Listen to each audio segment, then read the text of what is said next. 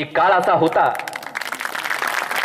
असं म्हणायचे आम्हाला आमचे आई वडील, आमच्या वेळी तर ते छोटी मोबाईल असायचे, आम्हाला म्हणायचे बाळा ठेव ना तो मोबाईल बाजूला आणि बस ना अभ्यासाला.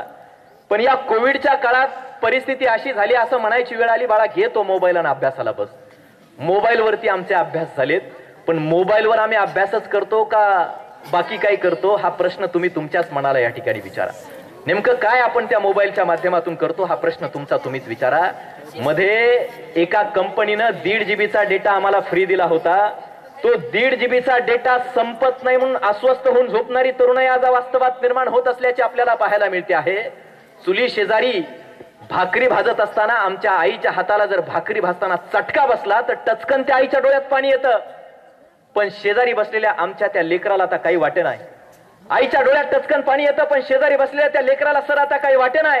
पण फेसबुकवर इंस्टाग्रामवर एखादा फोटो अपलोड करा, कमी लाईक्स, कमी व्ह्यूज, कमी शेअर्स मिळू द्या बरं, कसा अंगाचा पारा वाढतो बघा.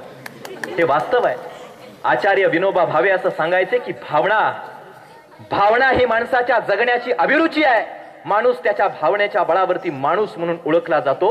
आमचं होतंय आज असं, आमच्या ओठावरचं बोलणं आमच्या या बोटावरती आलंय, बोटावरती, आणि बोटाच्या एका क्लिकनं तुम्ही आणि आम्ही व्यक्त व्हायला लागलो.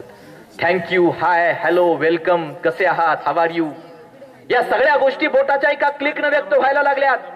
पालक आणि त्याच्या पाल्यामधला संवाद कुठेतरी दूर होत असल्याचा तुम्हाला आम्हाला पाहायला मिळतो. याचं कारण सगळे येतात त्या मोबाईलवरतीच, पण तुमच्या पिढीचा एक घटक म्हणून सांगतो, यात मोबाईलचा सगळ्यात मोठा वाटा आहे. हा संवाद हरवण्यामध्ये मोबाईलचा फार मोठा वाटा आहे. या पिढीची पावलं चुकीच्या दिशेने जाण्यामध्ये मोबाईलचा फार मोठा वाटा आहे. मोबाईल चांगला सुद्धा आहे. तथागत सिद्धार्थ गौतम बुद्धांच्या जवळ एक जण आलं आणि गौतम बुद्धांना एकानं प्रश्न विचारला की तथागत मला विष म्हणजे काय याचं उत्तर हवंय. विष म्हणजे विष कशाला म्हणतात. तथागत सिद्धार्थ गौतम बुद्धांनी सांगितलं, बाळांनो लक्षपूर्वक ऐका, विष म्हणजे काय असं विचारलं. बुद्धांनी असं सांगितलं, एखादी कुठलीही गोष्ट अति जेव्हा होते तेव्हा तिचं विषात रूपांतर होतं, तिला विष असं म्हणतात. म्हणजे ऊस गोड आहे म्हणून तो मुळासकट जर खायला सुरुवात केली तर त्याचं विषामध्ये रूपांतर होतं. निर्माता आणि निर्मिती या दोन वस्तू असतात, या दोन वास्तवात घटक असतात. ज्यावेळी निर्मिती ही निर्मात्यावर अधिराज्य गाजू पाहते त्यावेळी त्या समाजाचं पतन होत असतं. माणसानं निर्माण केलेली ही निर्मिती माणूस नावाच्या निर्मात्यावरतीच आता अधिराज्य गाजू पाहते, आणि म्हणून आमची पावलं विघटनाकडे वळत असल्याची तुम्हाला आणि मला या ठिकाणी पाहायला मिळतात. मी काय मोजक्या घटना सांगणार आहे बाळांनो. या मोबाईलमुळे काय होतं मोजक्या घटना सांगणार आहे, त्याचा यथायोग्य उपयोग करून घ्या. संत तुकाराम महाराजांनी जसं सांगितलंय की तुका म्हणे दर्पणाचे अंग ज्याचा त्यासी दावी रंग. त्या मोबाईल समोर आम्ही दर्पणाचं आमचं चांगलं प्रतिबिंब जर घेऊन गेलो तर आमचं बिंबही चांगलं असेल, पण आम्ही कायम नको त्या गोष्टीमध्ये अधिकचा वेळ खर्च घालून आमचं मानसिक संतुलन ज्यावेळी त्या मोबाईल पायी हरवून बसतायत तुमची लेकरं पालकांना मला सांगायचंय, त्यावेळी काय होतं हे मला तुम्हाला सांगायचंय. मी काही मोजक्या 2 ते 3 घटना तुम्हाला सांगणार आहे. पिंपरी चिंचवड नावाचं शहर आहे, पुण्यातलं मोठं शहर आहे महत्वाचं. 9 वर्षाचं एक लेकरू होतं. 9 वर्षाचं लेकरू. पिंपरी चिंचवडचं किती वर्षाचं लेकरू? 9 वर्षाचं एक पिंपरी चिंचवड मधलं लेकरू. मोबाईल द्यायचे त्याच्या आई वडील. कामावून दमून थकून यायचे, पोरग रडरड करायचं, परेशान करायचं, मग त्याच्या हातात मोबाईल दिला जायचा. कायम मोबाईल बघायचं, क्राईम फाईल्स बघायचं, नको त्या गोष्टी 9 वर्षाचं लेकरू मोबाईल वरती बघायचं. त्या पोराच्या पाहण्यात अचानक एक हाऊ म्हणजे सुसाईड कशी करावी हा व्हिडिओ त्याच्या पाहण्यात आला. आत्महत्या कशी करावी त्या पोरानं तो व्हिडिओ पाहिला. आत्महत्या कशी करतात, आणि आई बापानं घेऊन दिलेला मोठा जो टेडी बिअर नावाचा बाहुला असतो ना, टेडी, त्या बाहुल्याला त्या पोरानं खिडकीच्या गजाला गळफास लावला आणि त्या बाहुल्याला फाशी दिली, आणि त्याला वाटलं ते बाहुलं मेलं. इतका दुःखाचा आकांत त्या पोरानं मांडला. त्याचं मानसिक संतुलन बिघडलं. दार लावून, खोलीचं दार लावून त्याच खिडकीला त्याच पोरानं स्वतःचा गळफास लावून घेतला 9 वर्षाच्या लेकरानं. हे वास्तव आहे. हे का झालं? त्याचं मानसिक संतुलन पूर्णतः अस्वस्थ झालं. मानसिक संतुलन त्याचं संपत आलं. आळंदी, ज्या आळंदीतल्या ज्ञानोबा आळंदीमध्ये ज्ञानोबा माऊलींनी या जगाला जगण्याचा संदेश दिला, विश्वाच्या शांततेचं, विश्वाच्या एकात्मतेचं प्रसारदान ज्या माऊलींनी दिलं, त्या आळंदीतलं एक 16 वर्षाचं लेकरू 10वीला 90 पेक्षा जास्त टक्के गुण मिळाले. सर 90 पेक्षा जास्त टक्के गुण मिळाले. आणि सुट्ट्यांमध्ये इतकं मोबाईलमध्ये हरवून गेलं. वडील थोडेसे रागावले मोबाईलमुळं. त्या पोराचं थोडंसं संतुलन बिघडलं आणि इतकं ते अस्वस्थ झालं, त्या पोरानं गळफास लावून आत्महत्या केली. काय उपयोग त्याच्या 10वीच्या त्या 90% गुणांना? काय अर्थ त्याच्या आईबापांनी त्याला एवढं लहानाचं मोठं करून त्याला जे शिक्षण दिलं त्या सगळ्या बाबींना? आमच्या छत्रपती संभाजीनगर नावाचा जो जिल्हा आहे, त्या छत्रपती संभाजीनगरला एक इंग्लिशचे प्राध्यापक होते. त्या इंग्लिशच्या प्राध्यापकांचाही एक मुलगा मोबाईल पाहायचा. इंग्लिशचे प्राध्यापक त्यांचा एक मुलगा मोबाईल पाहायचा, सतत मोबाईल पाहायचा, सतत क्राईम फाईल्स, नुसत्या क्राईम फाईल्स पाहायचा. वडील कुणी घरी पाहुणे आले की सांगायचे आमचं पोरग असं मूर्खासारखं वागतंय, असं करतंय, तसं करतंय. बापाचा त्या पोराला प्रचंड राग यायचा. एके दिवशी ते इंग्लिशचे प्राध्यापक आपल्या त्या 16 वर्षाच्या पोराला प्रचंड रागावले. रागाच्या भरात त्या पोरानं बापावरती दबा धरला. क्राईम फाईल्स पाहू पाहू त्या पोराचं बघा मानसिक स्वास्थ्य किती बिघडलं. व्यायाम करायचे डंबेल्स असतात ना, व्यायाम करायचे डंबेल्स, डंबेल्स कळतंय ना, व्यायाम करायचे डंबेल्स असतात आपले. त्या डंबेल्सनं बापावरती अचूक निशाणा साधत बापाची कवटी फुटेपर्यंत त्या डंबेल्सनं बापावरती हल्ले त्या पोरानं केले. इतकं इतकं वाईट या सत्य घटना आहेत. या महाराष्ट्राच्या मातीतल्या या सत्य घटना आहेत की बापाची कवटी फुटेपर्यंत मारलं त्या पोरानं. बापाची हत्या झाली की नाही ही भीती मनात आहे. मग किचन मधली भाजी कापायची सुरी घेऊन बापावरती वार त्या पोरानं करण्याचं काम. मुक्तांगण नावाच्या संस्थेमध्ये व्यसनमुक्ती केंद्र चालवलं जातं. व्यसनमुक्ती केंद्र मुक्तांगणमध्ये व्यसनमुक्ती तुम्हाला सगळ्यांना आपल्याला माहित असेल. त्या व्यसनमुक्ती केंद्रामध्ये पूर्वी सगळे पेशंट कसे असायचे, कुणाला दारूचं व्यसन, कुणाला गुटख्याचं व्यसन, कुणाला कशाचं व्यसन. पण त्या मुक्तांगणमध्ये जर तुम्ही व्हिजिट केली अलीकडच्या काळात तर त्या मुक्तांगण नावाच्या संस्थेमध्ये आता एक स्वतंत्र युनिट स्थापन केलंय. ते मोबाईलचं व्यसन असलेले लेकरांचं आहे. तिथं एक पोरग आहे, त्याला आम्ही भेटलो, त्याचे आईबाप तिथं आलेले होते. त्यांना विचारलं काय झालं याला, तर ते म्हटले कोविडचा काळ होता, टॅब वरती मोबाईल वरती सगळा अभ्यास असायचा, पोरग मोबाईल घेऊन बसायचं. आम्हाला वाटतं आमचं पोरग फार हुशार होतं. आणि एके दिवशी संध्याकाळी पोरग 7-8ची वेळ असेल, ते टॅब आणि मोबाईल समोर घेऊन बसलं.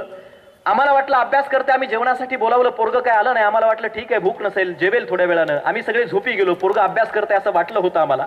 त्याची स्वतंत्र अभ्यासाची खोली होती, सगळ्या व्यवस्था त्याला होत्या. सकाळ उजाडली, आम्ही सकाळी उठलो 7 वाजता, पाहिलं पोराकडे, पोरग मोबाईलवरती अभ्यास करत होतं टॅबवरती. आम्हाला असं वाटलं की कदाचित सकाळी लवकर उठून पुन्हा अभ्यासाला बसला असेल. पण आम्ही जरासं जवळ जाऊन पाहिलं, तिथं घाण वास येत होता, त्याच्याजवळ दुर्गंधी पसरली होती. त्या पोरानं रात्री कसलीही झोप घेतली नव्हती. त्याला दिवस उजाडलेलं सुद्धा कळालं नव्हतं. इतकं ते मोबाईलमध्ये गेम खेळण्यामध्ये स्वास्थ्य हरून बसलं होतं. त्यानं सकाळचे प्रातर्विधी बसल्या जागी उरकून घेतले होते, जेवण सुद्धा केलं नव्हतं. इतकं ते पोरग विचलित झालं होतं. त्या हसणाऱ्या घटना वाटतात आपल्याला, विनोदी घटना वाटतात आपल्याला. परंतु एका शास्त्रज्ञानं, लेनार्थ हार्देल नावाच्या शास्त्रज्ञानं केलेलं एक मेटा विश्लेषण आणि सर्वेक्षण आहे. ते असं सांगतं की आज मी तिला मोबाईलचा दिवसामध्ये साधारणतः 4 तासाच्या 5 तासाच्या पुढे उपयोग करणाऱ्या या तरुण पिढीला सर्रासपणे ब्रेन ट्यूमरची प्राथमिकता त्याच्या बुद्धीत निर्माण होते आहे. ब्रेन ट्यूमर हा आजार त्याच्या बुद्धीत त्याची प्राथमिक अवस्था निर्माण होत असल्याची पाहायला प्राप्त होते आहे. आणि म्हणून त्या बाबींमध्ये कुठल्या गोष्टी घेऊन त्यासोबत आपण जगायचं हे आपल्याला ठरणं सगळ्यात जास्त गरजेचं. त्याच्यात चांगलं पण खूप आहे ना, मोबाईलमध्ये चांगल्या गोष्टी खूप आहेत, त्या आपण पाहिल्या पाहिजेत. आपल्याला संस्कार लावणाऱ्या गोष्टीत, आपल्याला उत्थानाकडे घेऊन जाणाऱ्या गोष्टीत, आपल्याला परिवर्तनाकडे घेऊन जाणाऱ्या गोष्टीत, आपलं हित घडून आणणाऱ्या सुद्धा गोष्टी आहेत. केरळचा के श्रीनाथची घटना मी सातत्यानं सांगत असतो. मोबाईलचा उपयोग कसा करायचा माझ्या मित्रांनो. के श्रीनाथ नावाचा एक मुलगा आहे केरळला. तो के श्रीनाथ केरळच्या एका स्थानकावरती कुलीचं काम करायचा. कुलीचं काम कळतं ना तुम्हाला, कुलीचं काम करायचा. लोक प्रवासी आली तर त्यांची बोचकी ओझं उचलायचं डोक्यावरती, त्यांच्याकडून 10-5 रुपये घ्यायचे आणि जीवन जगायचं. पण तो के श्रीनाथ काय करायचा, मोबाईल खिशामध्ये असायचा, त्याला हेडफोन लावलेले असायचे, कानामध्ये वायर असं घेतलेलं, आणि लोकांची बोचकी उचलून द्यायचा, त्यांच्याकडून पैसे घ्यायचा. लोक त्याला आली गेली म्हणायचे, अरे काय करतोयस तू, मोबाईल कानात ऐकतोयस, आमचं काही तुला ऐकू येतंय की नाही. तो म्हणायचा, सर मी केपीएससीची म्हणजे Kerala public service commission, MPSC जसे असते त्याचा अभ्यास करतोय, मी ऑडिओ बुक्स ऐकतोय म्हणायचा. ऑडिओ ऐकतोय आणि त्याच्यातून तो अभ्यास करतोय.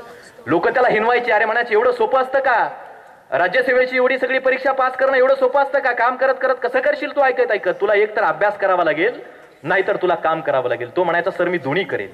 ते पोरगं अभ्यास करायचं. मनात जर काही प्रश्न पडले तर संध्याकाळच्या वेळेला घरी जेव्हा जायचं तेव्हा युट्यूबवर त्याची उत्तरं शोधायचं, गुगलवर त्याची उत्तरं शोधायचं आणि अभ्यास करायचं. ते पोरग केपीएससीची परीक्षा तर उत्तीर्ण झालं.